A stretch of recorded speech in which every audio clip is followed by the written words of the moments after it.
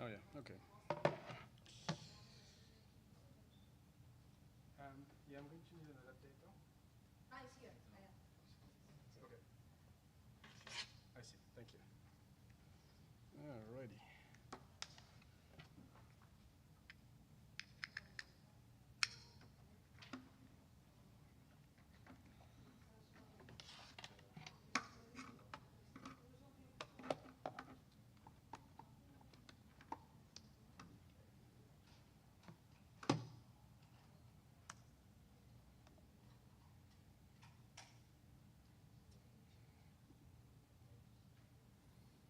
That looks alright.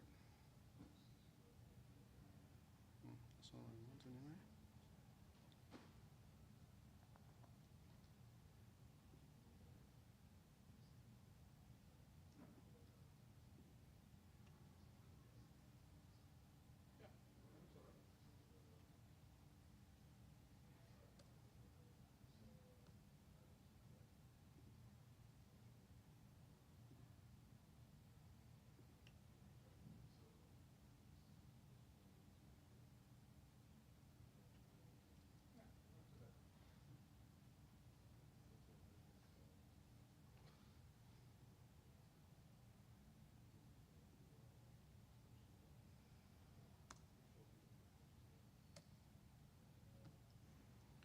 Okay.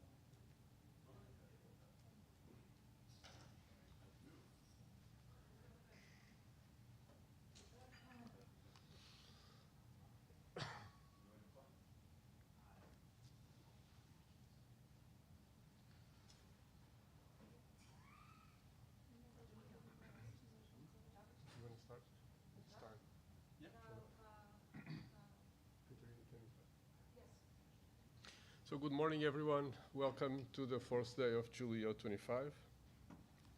Today we have a packed day of ocean modeling. It's going to be more lecture-like in the morning, but hands-on sessions in the afternoon, and super interesting ones, by the way. So thank you so much to Gaël Forget for organizing this day. And thank you to all other speakers for the day, of course, as well. So Gaël Forget, he currently works as a research scientist at the Massachusetts Institute of Technology in the Department of Earth, Atmospheric and Planetary Sciences. Research interests and expertise include ocean modeling, in situ and satellite observations, ocean physics and marine ecosystems, climate change, climatology, and inverse estimation in general, including data simulation, AI, ML, differentiable programming. Creator and leader of the Julia Ocean and Julia Climate organizations. Lead developer of a series of Julia packages focused on ocean and climate science. These include mesharrays.jl, JuliaCon 2018, climatemodels.jl, and MIT-GCM.jl, drifters.jl, and oceanrobots.jl. It's a pleasure to have you here as always. Thank you so much. And now the day is yours.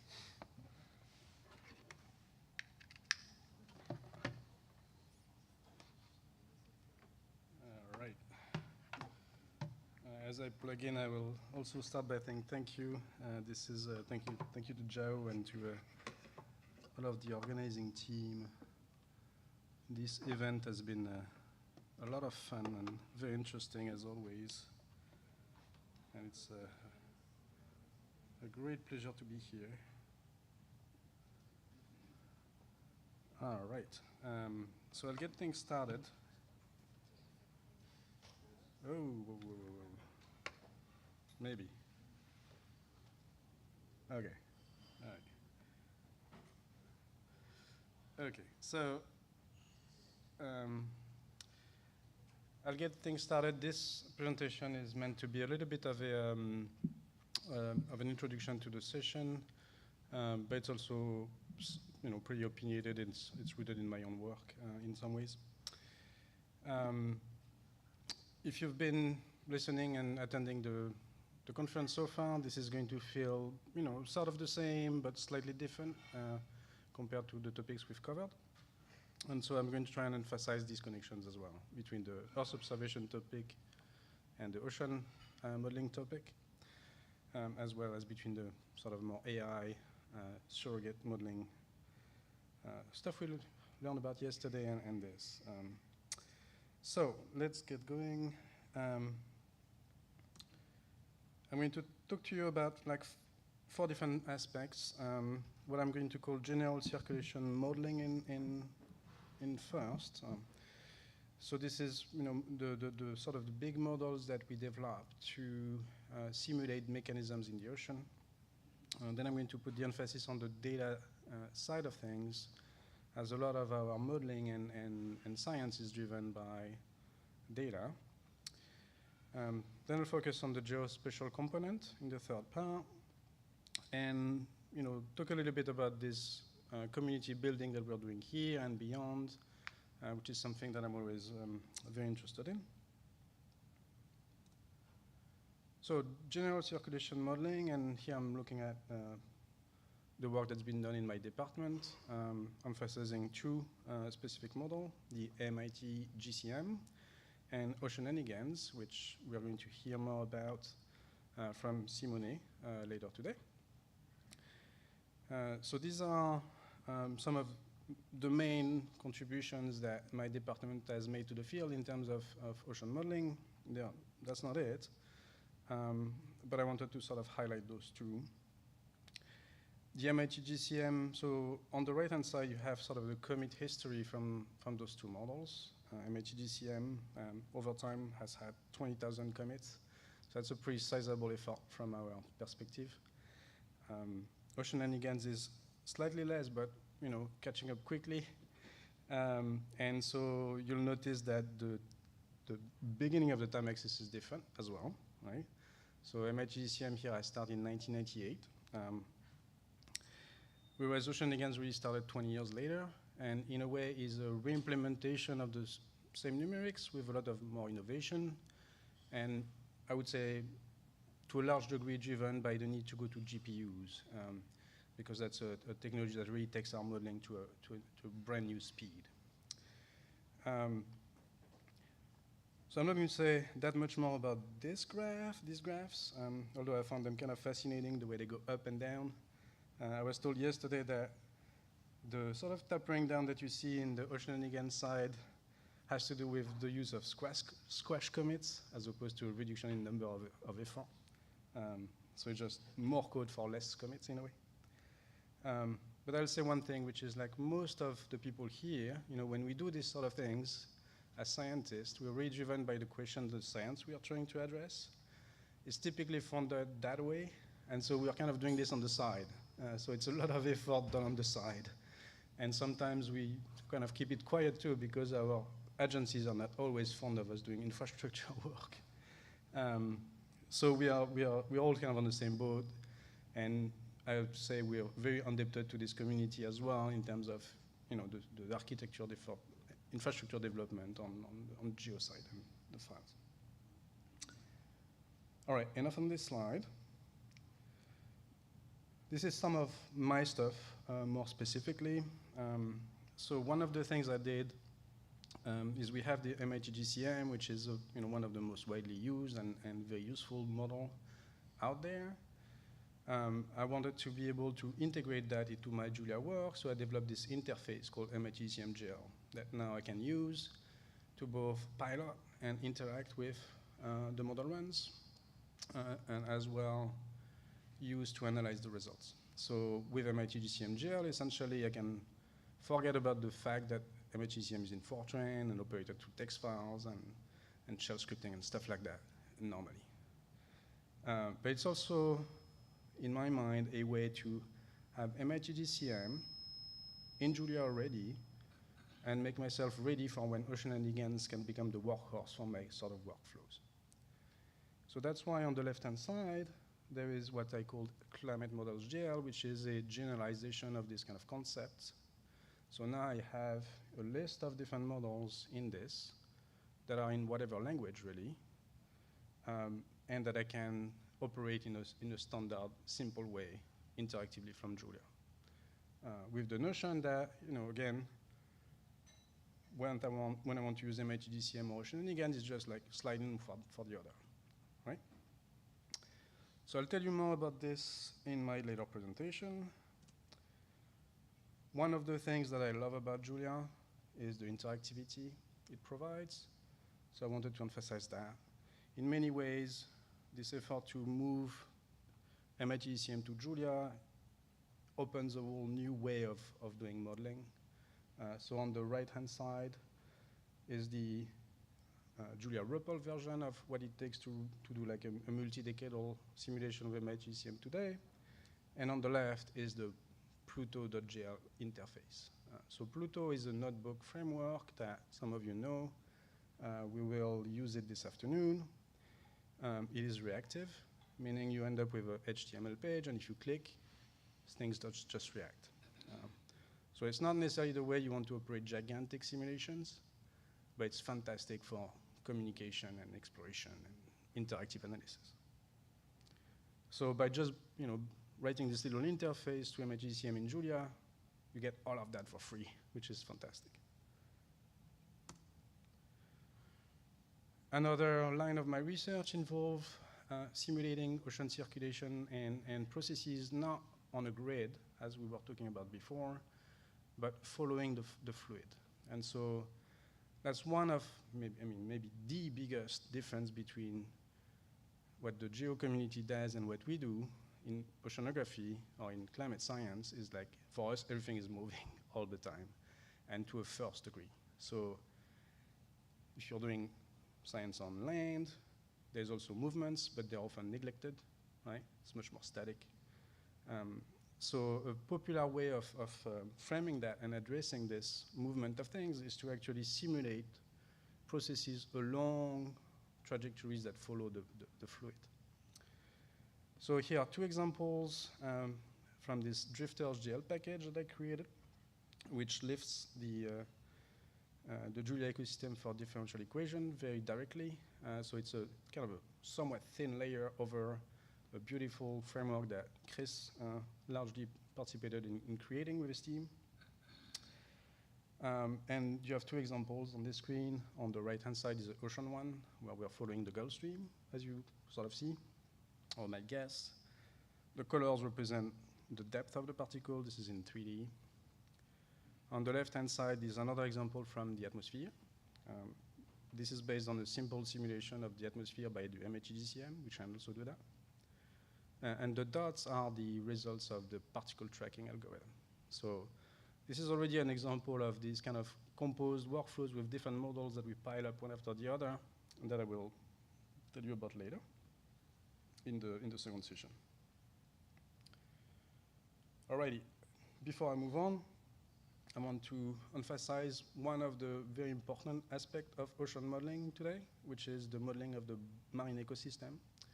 So biochemistry, carbon, planktons, the interactions of all of those things together, which play a key role in regulating climate, are also a fascinating scientific topic. If you are looking for PhD topics to explore for the next 20 years, there's plenty there on the biology side. That's kind of a rare thing in a sense. Physics is much more mature.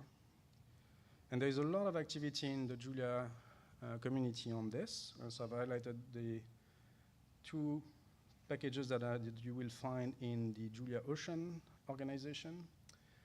Plankton individuals is an agent-based model that's a hybrid between those two model approaches that I described, gridded or following the flow. IBEX is more of a kind of a algebraic solving for the effect of ocean circulation in a steady state sort of things. So it's a very different perspective. And ocean biome is something I don't know very well, but it's connected to the Ocean Ligands effort. And the one at the bottom, they're not written in Julia, but they're not available in Julia. And this is the so-called Darwin 3 model, which my department and the group of Mick Follows and Steph Dukevich in particular have developed, and I would say is today's best and most complex and most interesting ocean biology model out there. So the plot is primary production as a function of the season and as a function of depth. I'm not going to go into the details, but again, with sometimes simple interfaces, we can bring these models right to Julia and bring Julia right to them, right? Do you have any question about this part? Should I continue? All right, I'll carry on. Next up, so data-driven ocean modeling. So this is not new. This is, however, very similar to what folks today do with neural networks. So this is the view from 2015, but it's still kind of the state of the art today at this kind of scale. So it's based in this Fortran model that I already described called MHEGCM, which has this rather unique property to be differentiable throughout. So if you can think of it as a gigantic, very complex neural network itself, in a sense. What you have on this slide is sort of the ingredients that go into creating what we call an ocean reanalysis, which is a synthesis of all observations collected over decades with dynamics combined to give you the best kind of mechanistic understanding of the way that the ocean is behaving and evolving. I'll show you more details in the next slide, but the box here is the so-called cost function. So that is already familiar if you've looked at some of the discussions yesterday. That is the measure of like overall the misfit between a model solution and a whole set of data sets of data. That is what we end up minimizing by running the MHEGCM forward. So that is the way we sample sort of the posterior distribution of the data space. And then calculating the cost function that is the driver of then the backpropagation part, and then we iterate. So very similar to what we were talking about yesterday, although one detail is that, every one of those loops takes about 5 days. So we don't necessarily make gazillion samples of the state space, so we tend to think more about how to sample it, even more so than in other cases. Here on the left, you have what I call the control vector space. So these are the adjustable parameters that the optimizer is going to work on. On the right, on this side, you have the data. I'm not going to tell you about all of those things. Everything at the top are what we call in situ observations collected in the fields by ships, by floats, by drifters, by various instruments. A lot of the satellite data is listed in the bottom. And the importance of the satellite data should not be underestimated. That's one of the reasons we are kind of heavily sponsored by NASA, and that these products have become kind of the reference ocean reanalysis that NASA produces at JPL, where Alex works. One thing I'm going to highlight, though, and that's why there are those boxes, is the numbers. So if you look on the left, the vector of the variable, the parameters we adjust automatically with this. These are numbers of 10 to the 6, 10 to the 6, 10 to the 7. The grand total maybe is 10 to the 8 or 10 to the 9. So we're talking about, billions of parameters. And the size of the data space is the same. So it's really like a gigantic kind of curve fitting exercise. And we have to think pretty hard about how we represent, the covariances and all of those things in there. But otherwise, it's the same as fitting just a simple neural network. In practice, it comes down to the same thing.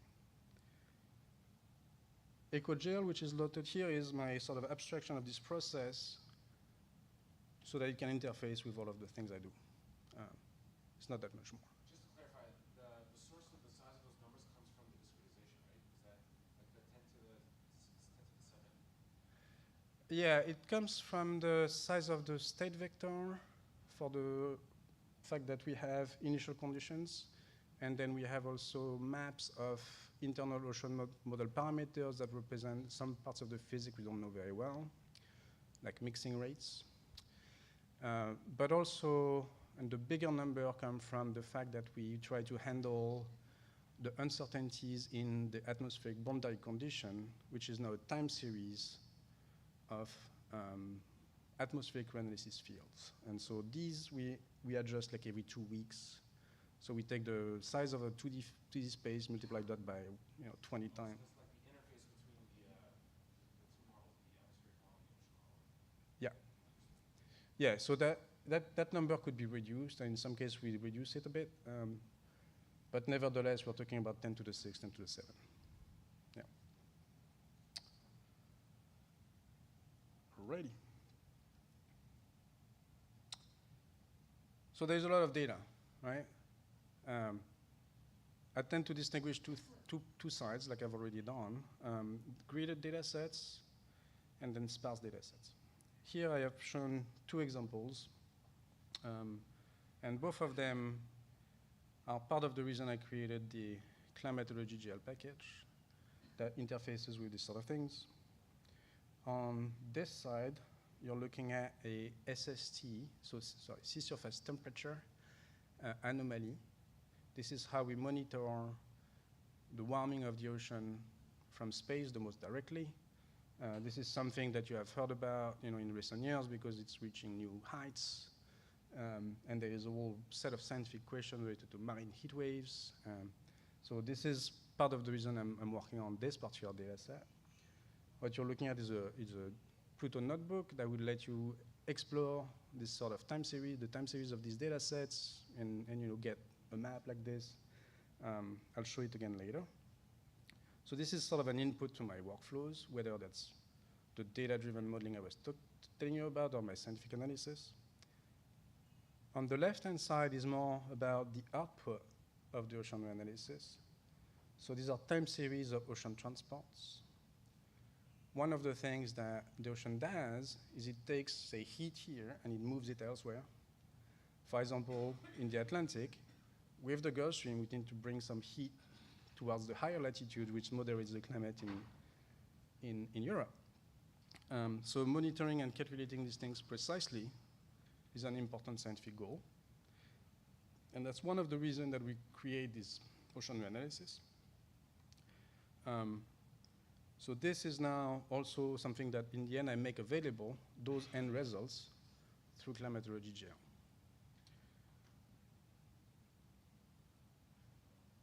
For all of the in situ of sparse data sets that we collect in the ocean, I've created this ocean robots package. On this side, you have a list of the ones that I've already interfaced with.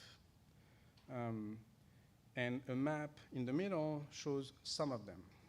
So specifically, it shows the Argo profiling floats, positions, and what we call surface drifters, as well as some of the buoys that we have in the tropics on the map.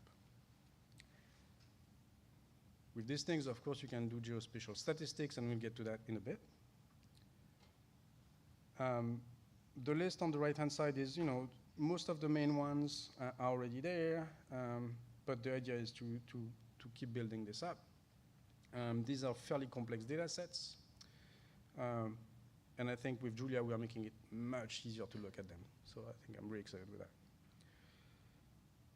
On the left-hand side, on this side, is the abstract from a paper that I recently published with the JuliaCon proceedings, and it is something that I've presented also at this, recently at the Ocean Predict 24 meeting, which took place in Paris in December.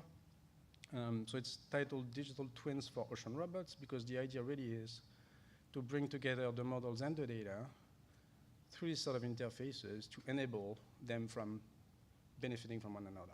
So a kind of a two-way interaction framework is what I'm after, which I'm going to emphasize in the coming slides. So here is an Argo flow and its data. The little maps on this side show you the trajectory of this instrument that's been put in the ocean and is able to drift with the current. This one lived for, I think, 4 years. And then along the way, it measures properties going up and down. So these are the plots on that side, which show temperature as a function of time and depth, and salinity as a function of time and depth. The little code snippet is what it takes today for you to generate those plots without nothing else. So there's only 3 lines, the one that activates the packages that I've been talking about, specifically ocean robots and Argo data, and then Karomaki for plotting. Then there is a line that says this variable equals read of an Argo float number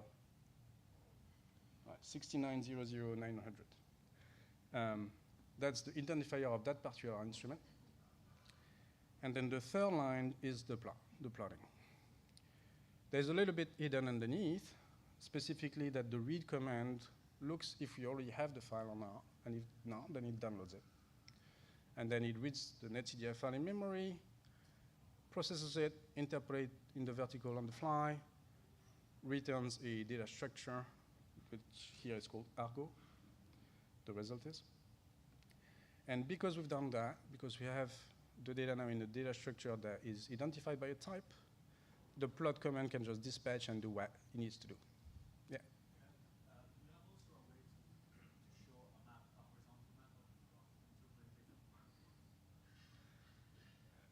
Yes, we have. I guess I'd say we have several. It depends a little bit what you mean, but I think you probably mean, a kind of a gridded interpolated product. So I'll talk a little bit about what I'm doing on that node, which is sort of a kind of a multi-grid geospatial statistics approach, where I'm working on this right now, in fact, where I'm building these kind of maps to simple sample averages at different scales. But I also say that Alex Barth, who is here, has a different set of methods for this, called Diva-ND, and presented this, I think, last year here. So we have several different tools already that go to that. It's a bit more involved than just plotting it, right, in a sense. You kind of need to think about how to interpolate. But yeah, we already are pretty well advanced in that field. All right. So I've told you that I want not only to get the data, but I want to emulate it, right? And so on the right-hand side is one of those, like a simple emulation of these data sets. Everything that I did here is I downloaded the climatology, which is something I created, one of those gridded data products we just talked about, from the web, and that's went through the climatology GL package, and then I interpolated to the point and season of the float, of where the position in time and space of where the instrument was. And as you see, the left-hand side and the right-hand side already look pretty similar, right? And this has to do with the fact that a lot of this signal really is coming from the displacement of the instrument across contrast of temperature and salinity in the ocean that are changing not so drastically that a climatology does a good job. So it's a prototype. Ultimately we want to have much improved emulators of this kind of data sets, but this is step one. Here's another such example now for what's called surface drifters. This is the Gulf of Mexico. On this side, you have the real data. On that side, you have a simulation of that. And here, I did something we just talked about. I took all of the data on the side over there, the far one, made a gridded map of the two components of velocities along those trajectories, right? And then I took that, and I passed it to an ODE solver through the Drifters GL package, and I simulated the trajectories. So on the right-hand side is a very simple emulator of what you see on the left, which does suffice to capture the basic flow pattern in this region, which is the so-called loop current. So this is water coming from the tropics, and then it does this kind of loop on average, and then that feeds into the Gulf Stream. Of course, you see that one piece that's missing is the more stochastic component that's in the data, and that's something that I'm interested in working on, of course. But this is, again, a simple prototype. But by having this interface now, we can start learning the turbulent piece. I just want to clarify, for drifter.jl, is there some kind of parameter estimation that happens before you run the simulation from the real world data, or does the emulator just take initial conditions and then just, Drifters.jl, that's what it does, yeah, the second part. The estimation of the flow fields is something that happens upstream, no pun intended. So in a different package. So something like climatology.jl is where I would take the data on this side over there and make the average map. Or in some cases, I get like three-dimensional flow fields from a previous estimate or things like that. Ultimately, you can put whatever in it. So it's really just the simulation of the trajectories. All right. A third example that I'm going to skip over briefly, but this is a case for the biology where we're looking at, in this one there was, I used flux gel, so there's a neural emulator in there. The goal being to predict what chlorophyll experiences. So chlorophyll is the pigmentation of the plankton. It's something that you can measure through optics. And it's one way that we monitor marine ecosystems. It's how green the water is, essentially. And so you can sort of predict that from temperature and other parameters, and this is what this is meant to show. I'll move on. I want to spend a bit more time on the geospatial analysis side of things. Although, is there any other question on the previous part?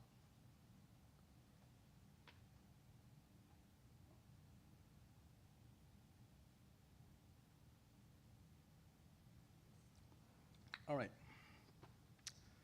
So let's make some trouble. So the geospatial components of what we do is familiar, but you're going to see it doesn't always fit in quite exactly with what other folks look at. And we're going to start with these grids that tend to scare people off. So when we do modeling of the ocean and the atmosphere, we use grids that look like what you're seeing in the bottom left panel over there.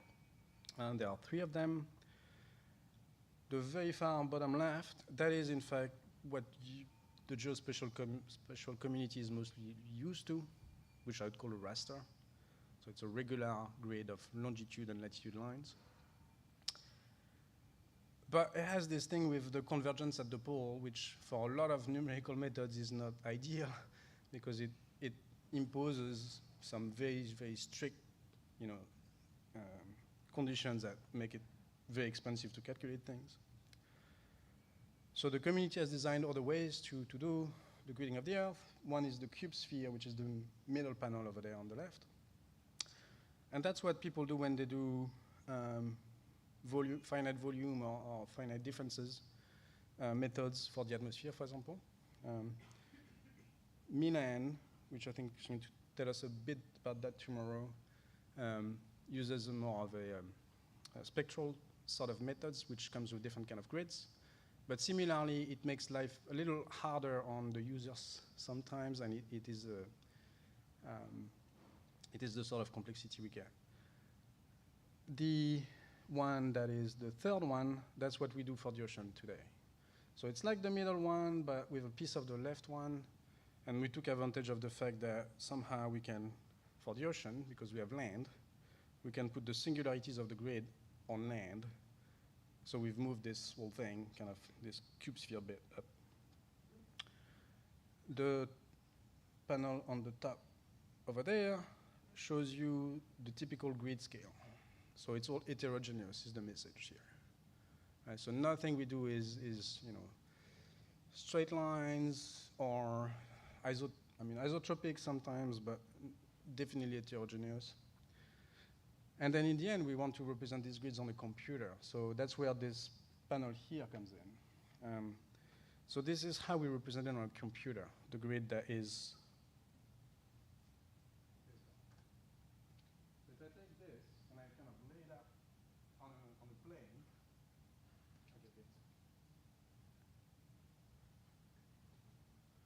which then we can break into different sub-pieces to make it a little simpler, at least have the same dimensions, like square things. But part of the point of showing you this is when I start doing geospatial analysis, that's the first thing I need to deal with. So I need a data structure that represents these sort of things, abstracts the complexity of it, let me operate it easily, and then interface with everything else. I will highlight the fact that the dimensions, in addition of not being aligned with longitude and latitudes, they shift meaning. So this dimension here, which is third dimension, is kind of doing that, but then this is the other dimension that follows that. Not only this, but this first dimension that corresponds to this.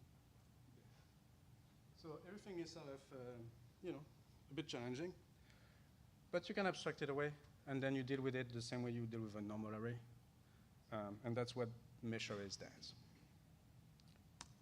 So I figured I'd give you a little more detail on how I deal with this sort of things. So the main features of mesh arrays are to represent these kind of grids, represent the interaction of different variables, because not only do we have these complicated grids, but the variables are staggered. So the velocity points aren't the same as the temperature points, and so we sort of need to think about all the stuff. And we want to be able to use these kind of models scientifically to make precise calculation of transport. So that's what the bottom left panel illustrates. The first thing I want to do, for example, is how much water or whatever is going between point A and point B on the sphere. Well, to do that, I need to figure out the path along the grid of those U and V points. So that's what the bottom left is. This is just following a great circle, but then mapping that into a grid. The most important thing I need to do, probably, really, is be able to interpolate to give people this output on a regular grid. Because when we start presenting this to our users, well, they're not excited. Even our program managers think, we're making that hard. Go ahead. So for the GRACE mission, Yeah. we compute everything on mass cons, so it's a horrible grid like your grid. And we produce a user-friendly product where we grid it in like lat long, so you oversample it, so you don't really lose resolution, but you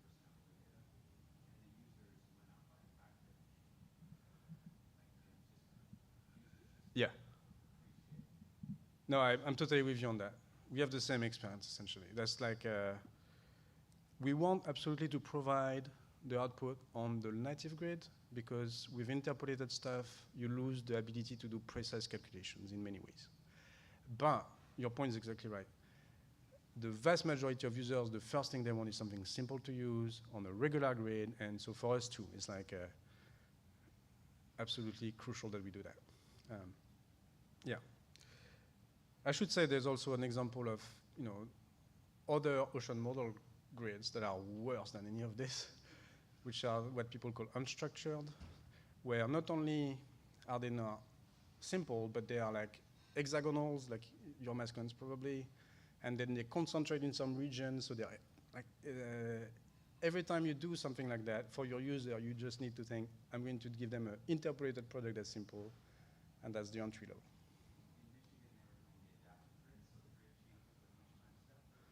Yeah, I know.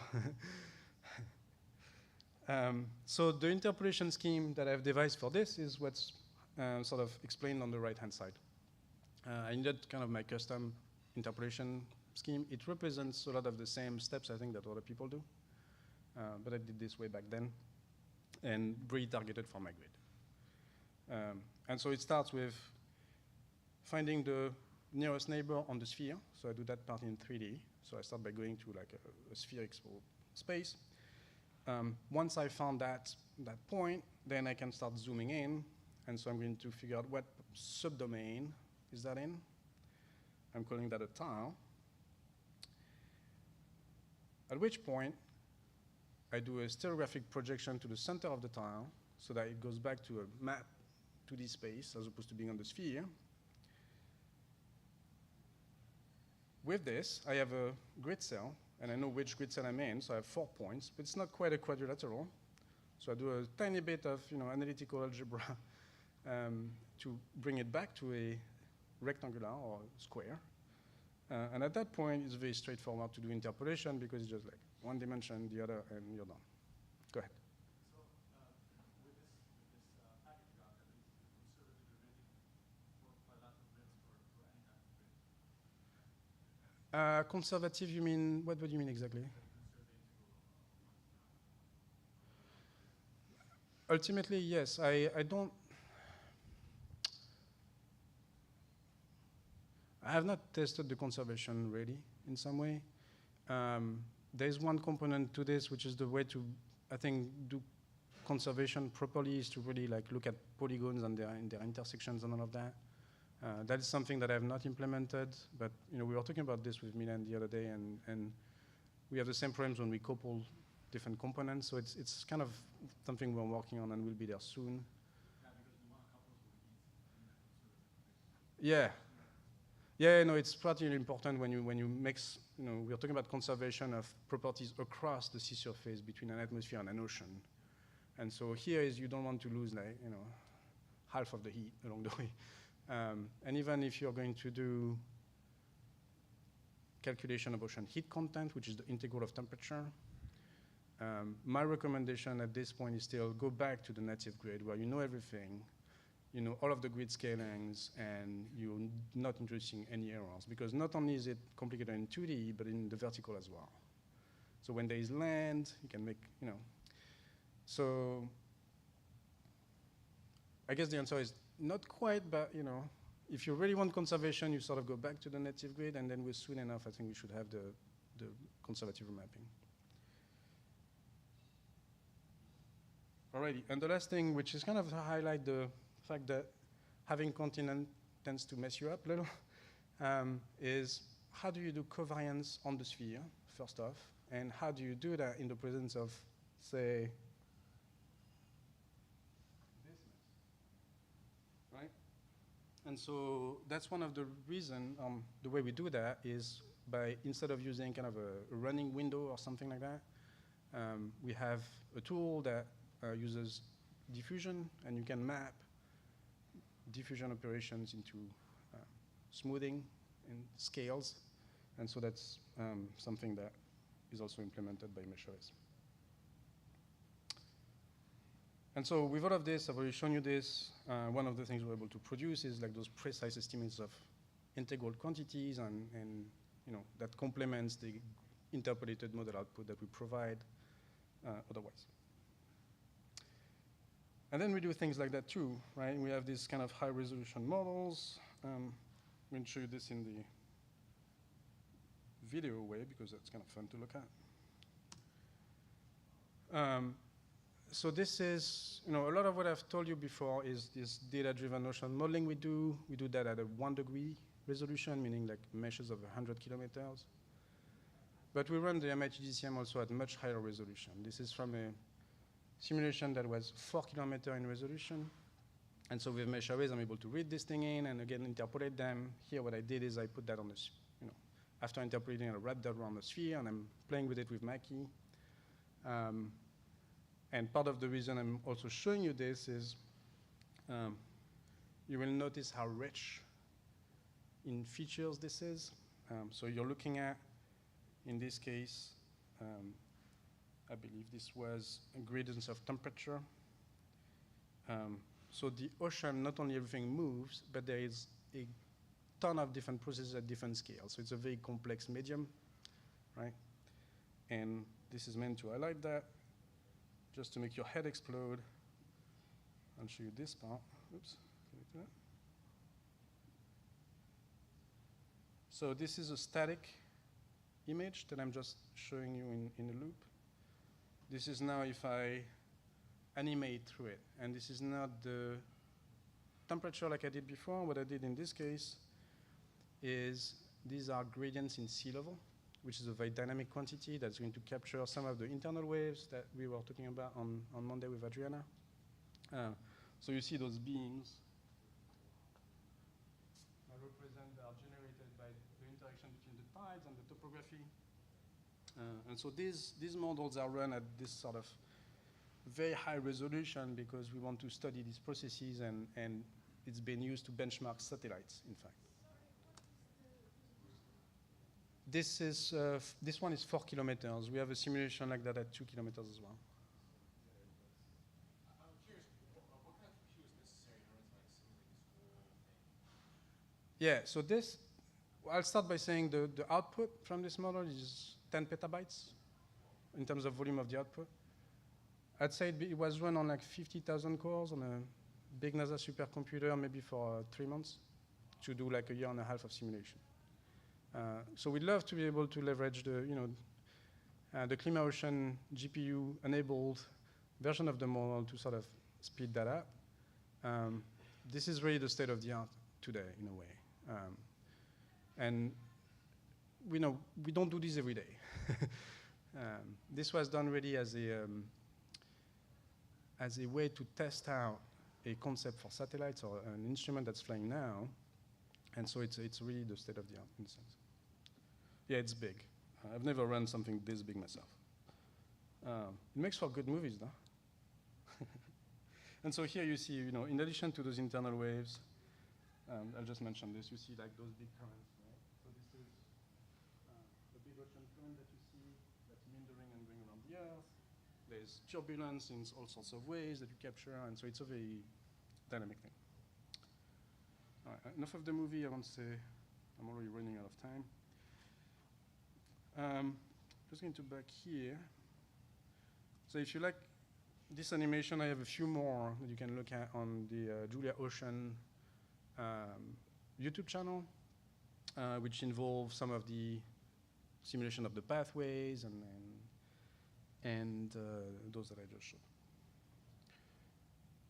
This is where I should really highlight that I love Mackie. All of this was done with it, right? And it's just, I've never done this kind of graphics in MATLAB, personally. I don't know if anybody is able to do something as, I think, pretty as this. So Mackie, in my mind, in addition to Pluto and a lot of other packages, is one of the real strengths of Julia ecosystem. So just want to say that. Very briefly, I'll say one word about bridging communities. And first, I love this meeting, which brings together these slightly different perspectives that are very complementary and give us a chance to interact. I'll give you another example, which was more in my mind about bringing Julia to the community that uses MHDCM. And so this is something we did in the fall. We called it the Hack Week. And you see the attendance here. So it was a ton of fun. And so by having this kind of interface between the MHDCM, Fortran world, what we've been doing, and Julia, I was able to sort of bring Julia to this group of people. So this is a list of what I brought. The other folks had like Python stuff and Fortran stuff and so on. I brought a whole bunch of notebooks. And then we did a couple of projects, one with the drifters package, and one on automatic differentiation, where we started comparing different AD tools. So by that I mean Enzyme, and we also had JAX, PyTorch, and none of that. So I think, Julia is making inroads like that. I think we can all do a little piece of this in our own field, in a sense. A lot of them, I think this was their first initiation to Julia, and they were quite happy with it. I had a comment at some point of somebody who was using JAX, told me, I'm done with that. I will use Enzyme. So that's how I think we make, incremental progress in terms of merging the different expertise. I'll stop on that, and I will just show you this slide to tease you on the rest of the session. So we're going to have Alex tell us about training denoising diffusion models. We're going to have Simone tell us about ClimaOcean. I'm really excited to know how far we are. I'll come back and tell you about the way that I'm using all of these things to build like more kind of complex workflows with different steps. And I'll talk a little bit about this idea of the mapping of interpolated data there. And then in the afternoon, we will have 3 hands-on sessions. Again, Alex, Simone, and myself. We'll talk about using RUMs, another ocean model in Fortran from within Julia. Maybe it's another of the very popular one, RUMs. Then we will play with shenanigans and ClimaOcean with Simone, and we'll go back to this particle tracking thing with myself. We'll have a roundtable at the end, which I'm hoping will be a way to exchange and kind of understand, how can we help you, how can you help us, and just have a sort of an open-ended discussion. Thank you very much, and see you in a bit.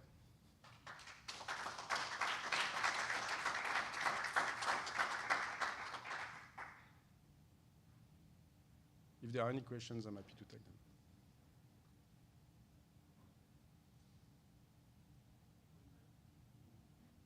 Oh, yeah. So you mentioned the ED tool Tapana. Is this used for MFDCM data join, or is it the handled Yes, so Tapenade is one of the AD tools indeed. There was a list there. It is now being used with MHDCM. A lot of this work is done by the group of my colleague Patrick Hambar at UT Austin. And so he's always kind of pursued open source tools to do this sort of things. So we have several tracks going on where we're looking at Enzyme, we're looking at Tapenade, which is the most advanced and almost able to now rival with the proprietary tool that we normally use, which is called TAF. And what should I say? I think there's one more that is being really explored. But yes, essentially, it's almost there. Not quite for everything just yet, and the performance is not quite at the level of the proprietary tool that we use. But soon enough, we should have a fully open source adjoint for MHDCM, which is kind of the advantage of Tapenade.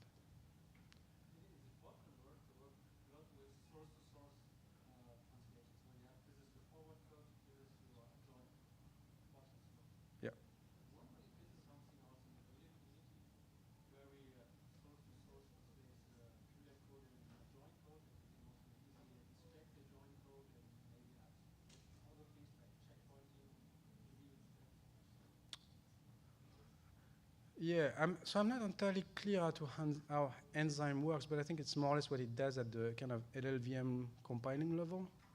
Now, that's not necessarily going to be easy to go look at the adjoint code, but I believe in that way there is a source-to-source transformation happening. It is useful to be able to inspect the adjoint code, I'm going to say, in a way that's friendly. And to my standard, that means at least Fortran code I can read, or Julia code I can read. Not sure we're quite there. But I do think, it's very useful for the developers and the users of these things to be able to actually understand what's going on in the adjoint. That's kind of your point. Well, I think that that's a trade-off between Mooncake and Enzyme, right? So Enzyme, yeah, it is a source code source translation, but it is done on the LLVM-IR source, right? So it will give you an LLVM-IR source for the adjoint code and intermediate representation. So the LLVM intermediate representation is a representation that the LLVM compiler uses for code that is going to compile before it hits assembly language, right? So it's like an almost assembly language type of representation, and its transformation is right on that level of the source-to-source transform. And so when you use Enzyme, if you want to inspect Enzyme's operations, you have to read the LLVM-IR. Now, since Julia uses a lot of LLVM, I mean, it might be kind of a weird subcommunity, but there is a decent community of Julia users who are well-versed in reading LLVM-IR, and so that can be a way to kind of inspect the source. But I would say that in general, that's the trade-off that you're making with LLVM or with Enzyme, that Enzyme ends up being faster than a lot of the tooling that you have from a lot of the prior Fortran tools because it specifically is relying on running after some compiler passes, and it's only allowed to do that because it's using the same IR as the compiler transforms, right? The alternative to this is to do something similar to Enzyme before you hit the LLVM lowering phase, which is being done by something called Mooncake, right? So Mooncake is a new AE engine that is being implemented in Julia directly through the compiler passes of Julia's compiler, and because it's being done on the Julia lower level, it's still not necessarily Julia code, but it's lower Julia, which is the same level that like Cthulhu works on, which means it's mappable back to legible Julia code. And so that has the advantage of being able to be more legible in terms of the source code it's generating, but because it runs before compiler optimizations, there are certain codes for which it's not able to hit the optimal form, and so it has more of the performance of top-to-notch rather than the performance of Enzyme for those cases for which post-optimizations are not able to be done. So for those online, I think Mooncake is the name. Is a new development in Julia that is going to allow us to bridge between sort of the user-readable code by anybody and what Enzyme does. That's the summary. Thank you for that. It's very interesting to know. All right, So thank you.